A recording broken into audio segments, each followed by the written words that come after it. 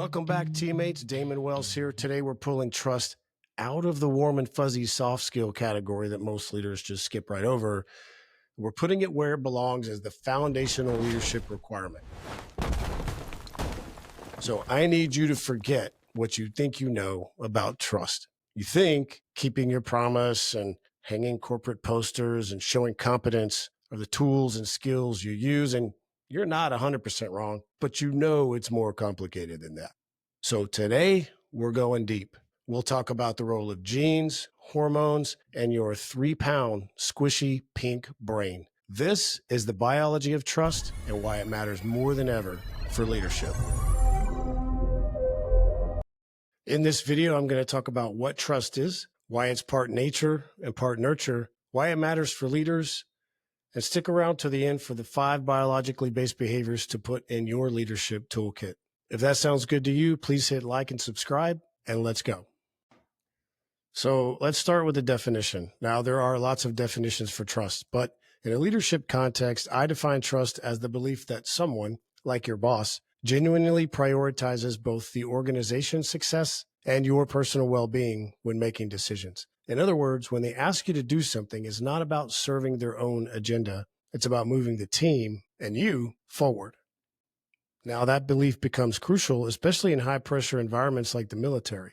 There are moments when we're asked to do uncomfortable, even risky things, and there's often not enough time or bandwidth to explain every detail behind the decision. In those moments, trust fills the gap. If I trust my boss, I don't need the full explanation. I assume they're aiming at the right objectives, and I act on that assumption. But here's the key. That kind of trust isn't automatic. It's built slowly, deliberately, over time. We don't start with it, we earn it.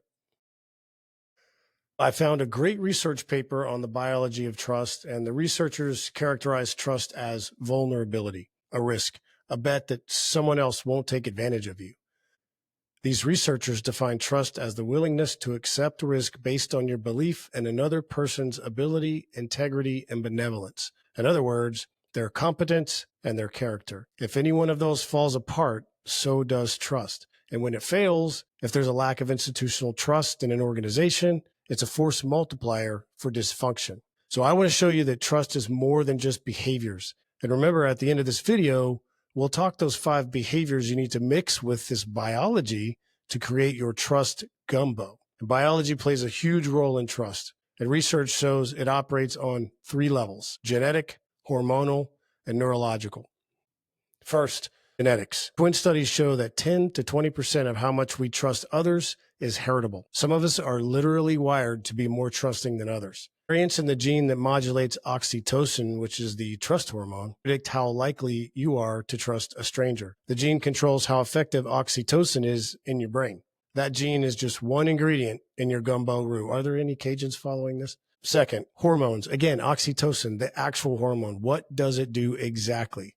Well, when someone treats us kindly or signals safety, we get a hit of oxytocin. It spikes, and that nudges us towards connection and cooperation. However, it is more complicated because there are other hormones like testosterone that push the opposite direction.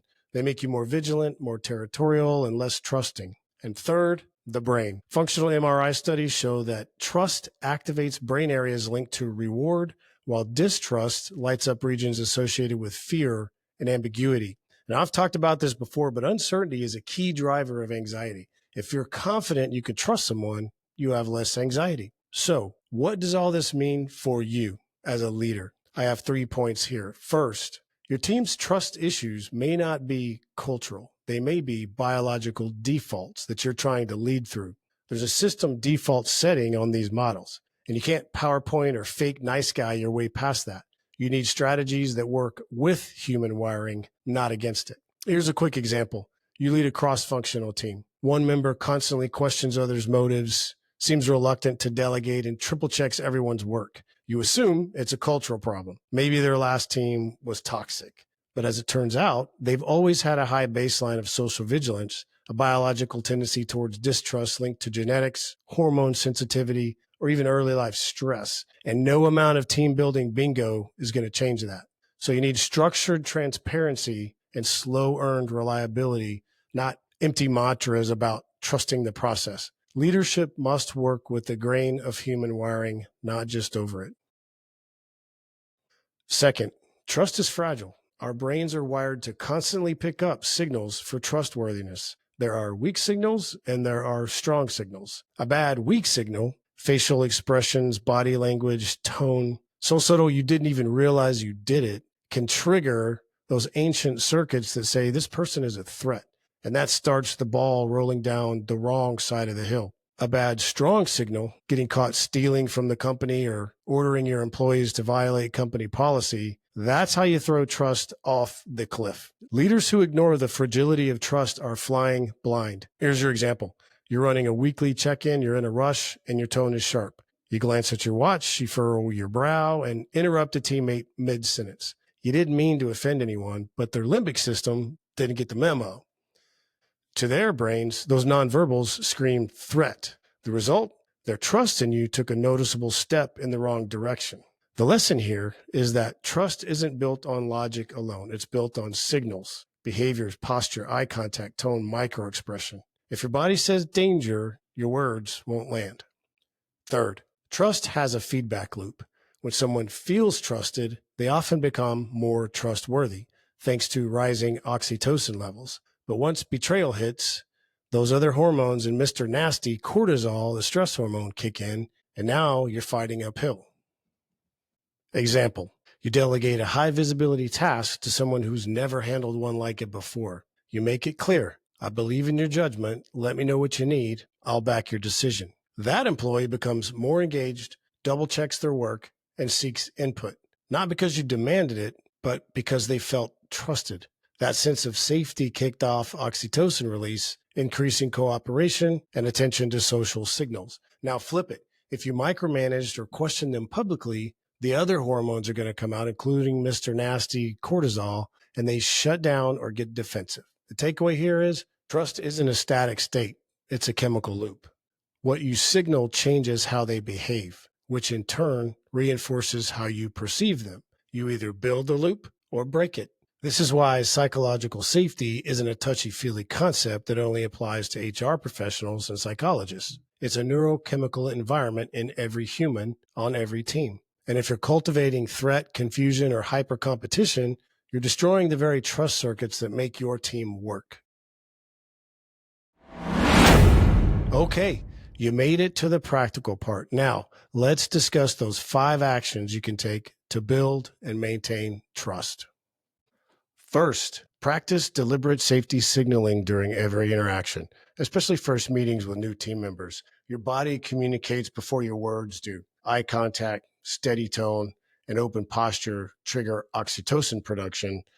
Again, this is the neurochemical that enables collaboration and learning. Neuroception, the brain's unconscious threat detection system, processes facial expressions and vocal patterns within milliseconds. When your team detects safety signals, their nervous systems shift into collaborative mode. And when they detect threat signals, dismissive glances, impatient sighs, divided attention, their brains prioritize self-protection over performance. And second, communicate your decision-making framework early and consistently so your team can represent your thinking when you're absent. Human brains evolved to reward consistency while scanning for deception.